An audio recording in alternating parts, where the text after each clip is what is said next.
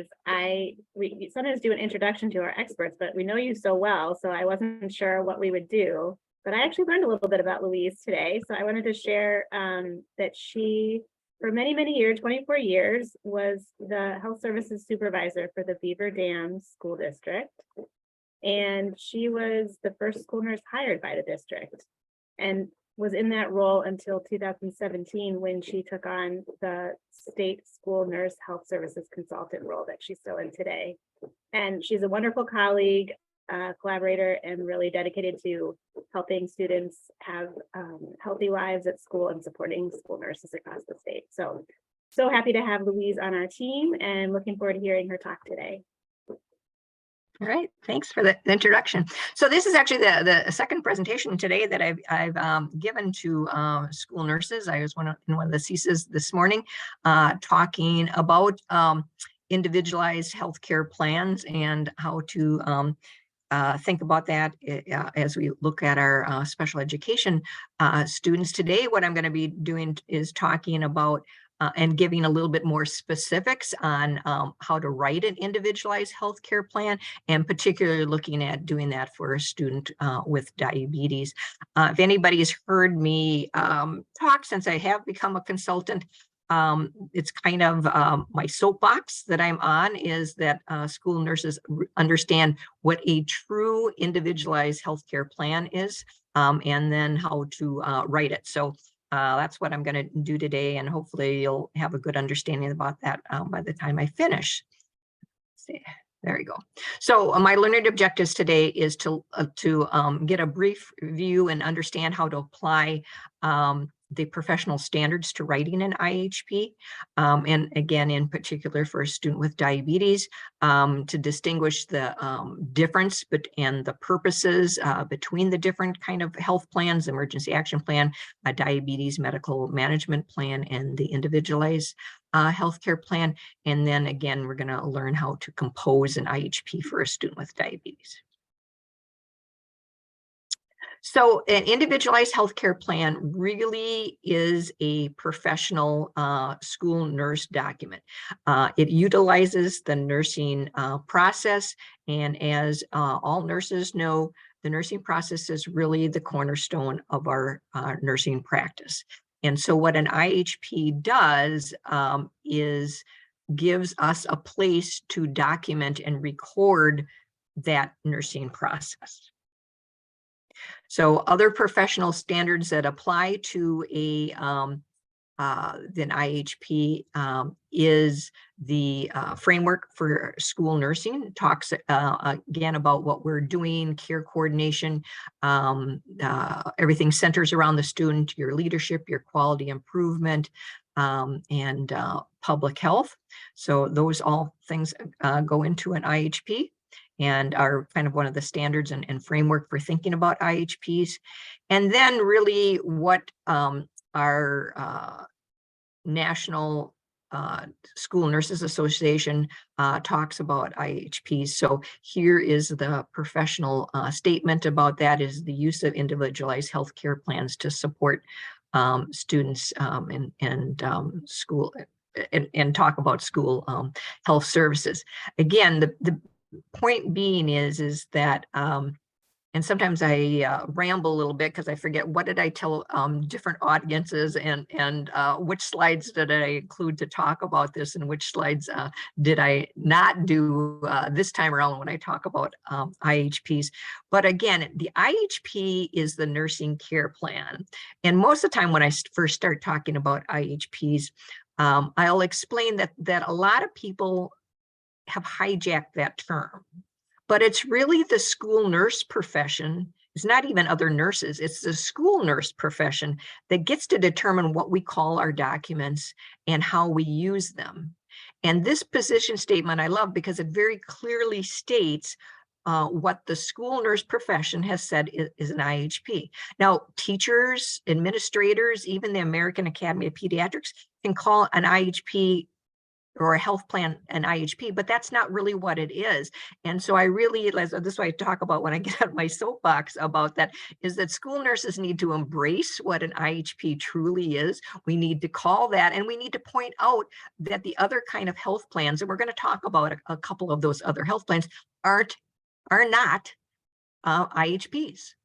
Okay, but there are IHPs, and when school nurses will write them for students with diabetes, and again, we'll go over what an IHP for a student with diabetes really looks like. But we need to, again, just a foundational understanding of what an IHP is. It's the nursing care plan. As I explained to school nurses earlier this morning, it's very similar to a care plan if you were working in a clinic or a hospital.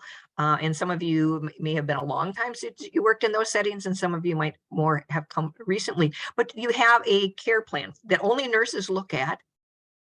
Other professionals don't look at it. The patient doesn't look at it, but the nurses use that to communicate with each other what the plan of care is for that particular student. And so as we go through here, and let's see, I want to move something here so I can see my notes a little bit. Again, in this position statement, what I like about it is that it again talks about it being in the written care plan written by registered nurses for students who have or are at risk for having physical or mental health needs. And it's the responsibility of the school nurse to write the plan and to annually evaluate the plan.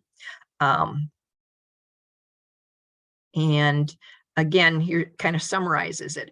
It's a foundational document really from which other health information shows. And today I was explaining that to school nurses, how they can use that to write other health plans, and how they can use it for their special education documentation.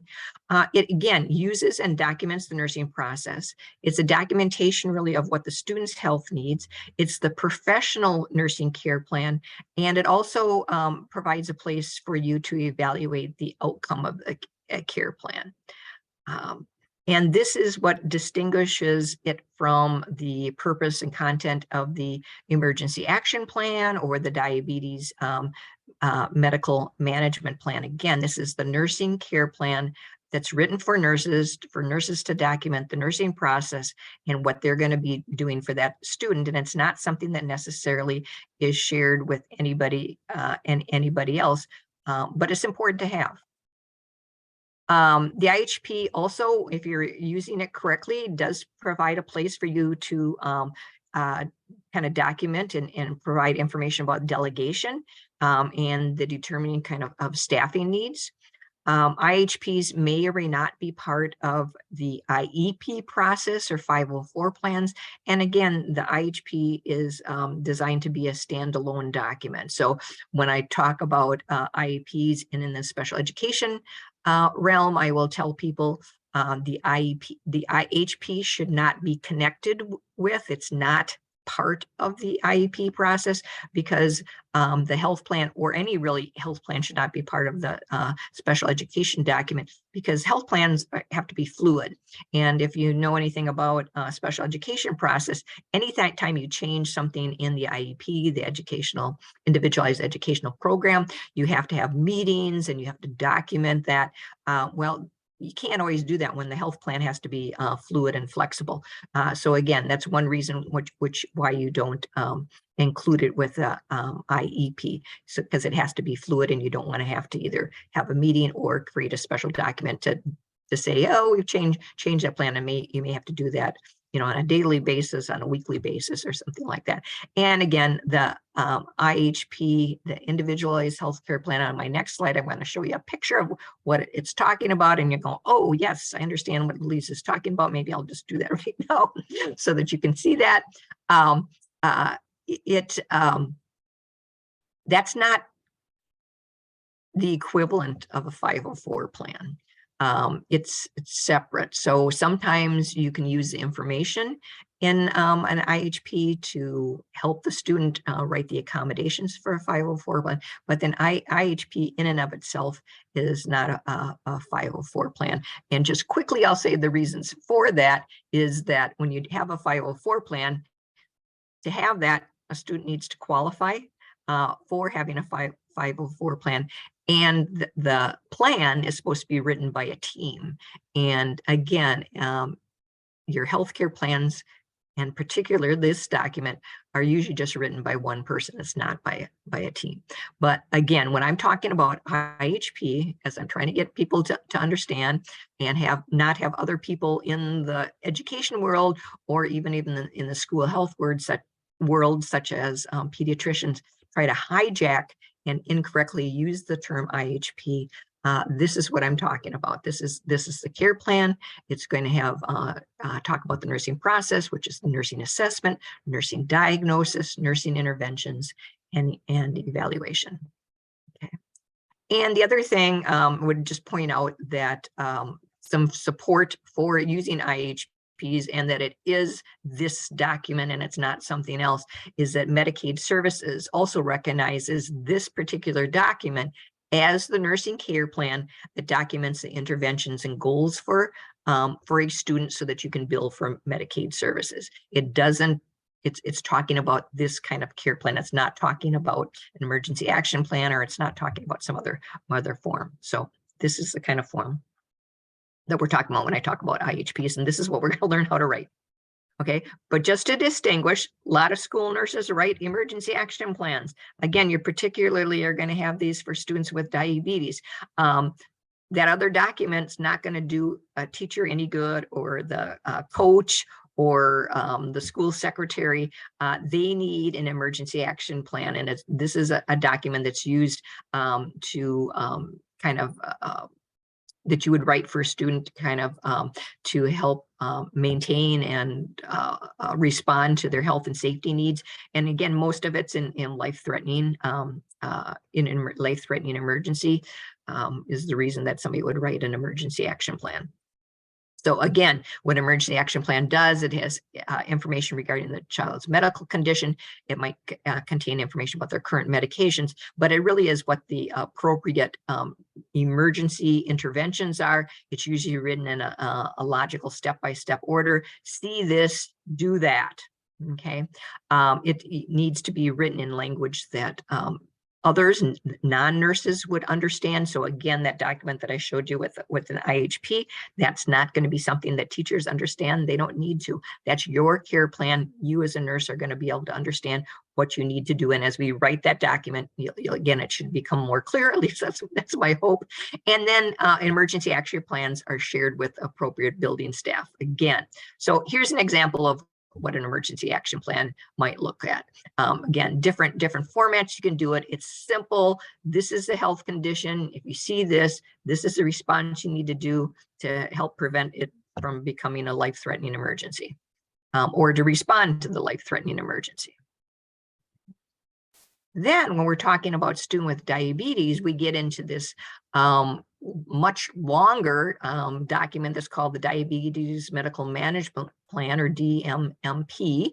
And this one has just been recently revised. And so I'm going to go through a few slides. Obviously, you can't see these very good, but I just wanted to show you some pictures of it. But also, and there's the link, and you'll be able to get that so that you can download the link to this. And my understanding, Whitney, you can tell us later, but this is again one that your clinic recommends and uses, but it's 6 pages long. Okay, this again isn't an IHP, and it's certainly too long to be an emergency action plan. Okay, but it's a wealth of information, and I do like some of the things that they've added to the plan, and we're not going to go over this. Maybe this is a talk we can do at some other point. What's in the Diabetes Medical Management Plan as it's been rewritten, and again, this is done by the American Diabetes Association. So these are the first 2 pages. Then there's 2 more pages, and what I like about it, they have some kind of things about safe at school. There's another section. I don't know if it's on this one or maybe it's on the last section. So here's the last 2 pages. There's a section about field trips and things like that, and giving some anticipatory guidance about field trips. Again, 6 pages, too long, not an emergency action plan, a wealth of information. If you were to get this from a parent, it would give you all the information that you would need, or most of it, because you'd probably still want to talk to the family and to the student, but would give you a lot of information for you to create your individualized healthcare plan.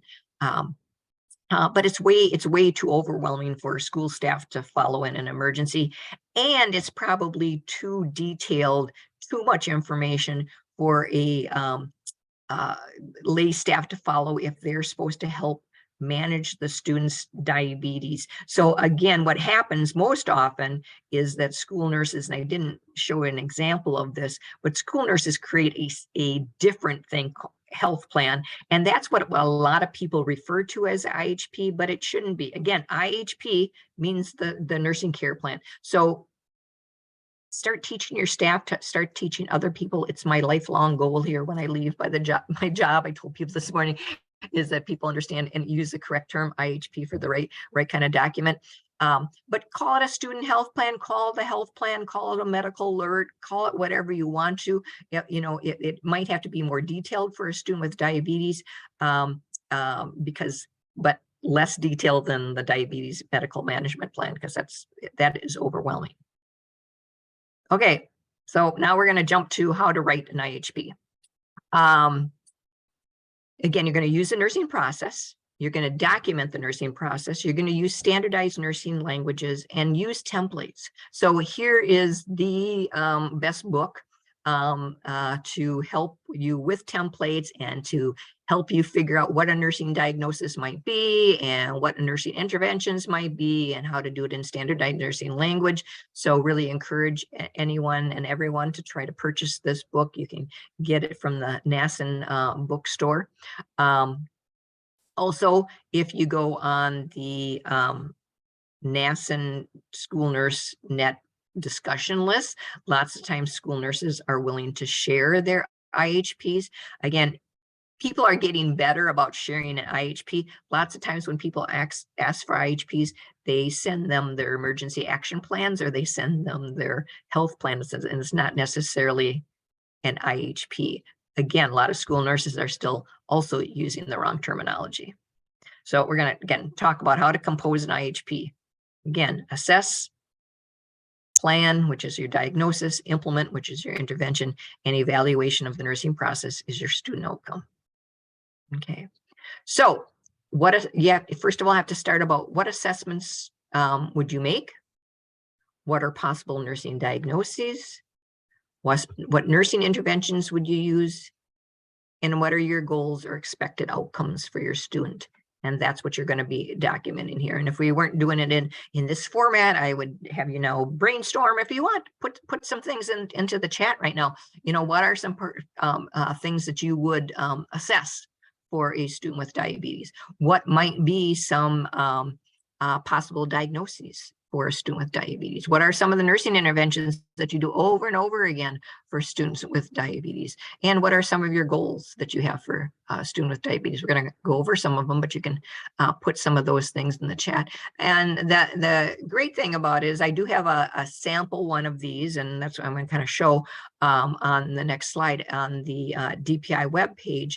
And in the book, they also have this. So you could kind of start off and kind of have generic diabetes student. You might not have the nursing assessment in there, though you might say these are the things these are the questions I want to ask, and these are the questions I want answered. But you can have kind of a generic one, and then you can fill it in for all your different students, and it won't take you as long to write an IHP for each student that has diabetes. So your assessment, what are some things that would be under the assessment? You're going to write something about the history. What is the history? Were they diagnosed this school year? Have they were they diagnosed as a kindergartner? Now they're a 6th grade student. What's their current status? Has their insulin dosages changed? Have they gotten a pump? Has there been a death in the family? Just different things. What's their level of self-care? How independent are they in their care? Those are all assessments, things that you need to think about. We have talked on this in this forum before about the psychosocial and cultural needs of students. That those are assessments. Those are things that you want to include. Are they really angry? We talked about the developmental levels of students. Is this a student that's really angry and feels like they're them having diabetes limits them, or are they embarrassed? They're afraid how other kids are going to respond. All those type of things are part of your assessment that you will be documenting. And again, any academic or school modifications that you might think about, like, okay, and also be thinking about extracurricular activities that the student might be in, and be putting that in your assessment. Oh yeah, the student is in the after school gymnastics or swimming team or soccer or debate club or something like that. And Louise, you've got some in the chat, people participated. So knowledge of counting carbs, use of resources for school meals, reading a nutrition label, knowledge deficits related to disease process if it's a new diagnosis, history of medical conditions and their current medical status, the self-care they can do, the actions they can perform, the training of other staff for emergency medications. Great. Yeah, those are exactly things. Okay. And so now we're going to talk about just getting some things for diagnoses. Okay. So possible nursing diagnoses for a student with type 1 diabetes, their risk for unstable blood sugar due to, and again, this is kind of written in, nursing NANDA start language, knowledge deficit related to, ineffective coping related to, ineffective therapeutic regimen management. So those are, again, possible nursing diagnoses. If somebody has I didn't quite hear if anybody put in nursing diagnoses, but if you have a different nursing diagnosis, and again, it depends on the student. So, yes, it's a student who has diabetes, but it's a student. It's Johnny, it's Sally, it's Bobby. It's an individual student. So their nursing diagnosis might be, yeah, kind of related because they have diabetes, but it's really related to them being Bobby and their family. And I guess I got right before I came onto this, I was talking to somebody who was working with a student, the family spoke Hmong, and they were having that. So again, that's part of the nursing assessment. It's also part of the nursing diagnosis that there's a huge communication gap. Again, part of your possible nursing diagnosis, miscommunication due to language barrier. Okay, again, in the next column, when you're writing an IHP, part of the nursing process is your interventions. Again, these are just some sample interventions that you might write for a student who has diabetes. So coordinate and implement the diabetes medical management plan in collaboration with the student, the family, the healthcare team, school staff, including food service staff, your FIED department, all those type coaches. Okay. And again, you would, these are kind of broad categories. So in your care plan for that particular student, you would, specify who those might be. I'm going to talk with their basketball coach. I'm going to talk with the PE teacher, different thing, and be specific about that. You're going to develop an emergency action plan. So school nurse will develop an emergency action plan and going to be training staff during in-service day and remind them, once a quarter, or, going to train staff in how to administer glucagon. And again, depending on the student, what you do delegate or don't, this is also where you'd be documenting that you're going to delegate, train, and delegate care to staff. So the school nurse is going to be delegating, and then you say what it is. Some school nurses might delegate insulin administration, some might not. So you would be delegating that. Some school nurses will delegate, carb counting and having staff monitor the student who's pretty much being able to do most of the care, but you have a school staff member that just kind of double checks. Again, this is where you would document that. And then providing health education to staff and classmates. Again, particularly at the elementary level a lot, sometimes at the middle school. I my intervention might be to go talk to the kindergarten or first grade classroom, what it is like, what it means for their classmate to have diabetes, and what it means that they're going to be, having their blood sugar checked, and they're going to get extra snacks that they don't get, those type of things. But those are all interventions. And then in the final column is your student goals and outcomes. And again, they really want to at best practice would be put these as student will, not that the nurse is going to do this. It's what your goals are for the student. So again, here's just some sample examples. Recognize the symptoms of high or low glucose levels and respond appropriately. That's also a goal for your staff to be able to do that too. Demonstrate age appropriate and proper use of blood sugar testing equipment. Verbalize confidence in their own self-management and feelings about diabetes. Demonstrate compliance. Okay, and we've talked a lot about in these sessions about students that do and don't demonstrate compliance. So that's a goal, obviously, is for them to be compliant. And from an educational standpoint, because we are doing this for school, is to have minimal disruptions in their educational program because of them having diabetes. Again, statement here, again, if you want to make them measurable so that you can actually then say later that they met these goals, then you want to include time frames such as the percentage or days per week or a specific date. By this date, they will, have, demonstrate, or they'll come to the student office, 9 out of 10 or 80% of the time without having been reminded to come down to check their blood sugar, or they'll be able to recognize, 9 out of 10 hypoglycemic episodes that they're having.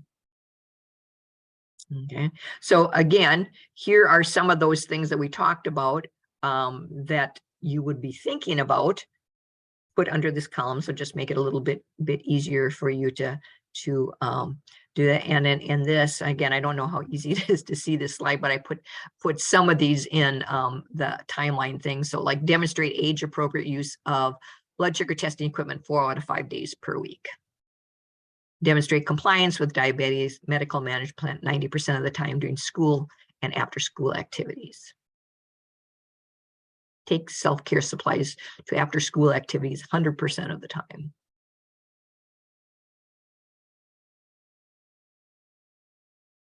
Okay, I can't see anybody's faces, so I'm hoping that this is gelling for people. And so when I get done here in just a couple slides, we'll find out or not. And then again, here is what it might look like for one individual, because you're not just going to be writing what your nursing assessment categories are. You're going to write something like the student is very knowledgeable regarding their diabetes management. They most often can recognize their hypoglycemic states. Their primary symptom of low blood glucose level is being belligerent. They have a very supportive family. They manage their blood sugar with insulin pump and continued glucose monitor. Okay, those again, some of the history, some of the social context, some of these other things, all written down there for this particular student's IHP. And again, your nursing diagnosis here might be the high risk for physiological injury due to developmental of acute and complications related to hypoglycemia. And then again, some nursing interventions that you might do, and then how you're going to evaluate that. Johnny will recognize and treat early symptoms of hypoglycemia appropriately and know how to recognize and respond to early signs of ketoacidosis. Okay, again, so that's how your IHP for that student would work. And then this is not part of the form that is on the DPI webpage, but this is something that I used in my school district when I wrote IHPs. And I will be the first to admit, not every student had an IHP. Not every student with diabetes had an IHP. What I'm telling is I get on my soapbox and encourage school nurses to spend more time, one, claiming that they have an IHP and doing it, is the fact that if you do it, it can save you time because you're not having to rethink what every time you see that student, you're kind of going through what your assessment was, but you would have that document. And you can use these documents, and that's a whole nother talk, when you have to document either 504 accommodations, or you have to document in a special education evaluation. And again, this whole IHP works for other conditions besides diabetes. But what you can do here is have a little thing. So as you're trying to measure, well, were they compliant, how many times, you can kind of have a little cheat sheet like this that says never demonstrated, rarely demonstrated, and have some kind of evaluation. So again, that's kind of an extra thing. So I think the last slide here are just some references. That's the reference. That's the Bible textbook that I would encourage all of you to get. And so again, in closing, there would just say that claim an IHP as a nursing care plan. You're already, every time you sit down and you take care of your student with diabetes, you have used the nursing process, which is an IHP. And instead of having to sit there and think about it every single time, I would encourage school nurses, write it down. You can kind of have a generic template, just kind of like they do. They have a generic template in this book for a student with diabetes, but you can have one, that you're using, and then you just fill it in and change it and add your own assessments and your own nursing diagnosis for each particular student. And then you have that document in front of you. Not only is it part of our professional standards to be using the nursing process and to be thinking and documenting that way, but in the long run, it will save you time. And again, I could talk about IHPs for hours, so I'm going to finish right there and stop sharing my slide. Let's see, where's my stop sharing? Thanks so much, Louise.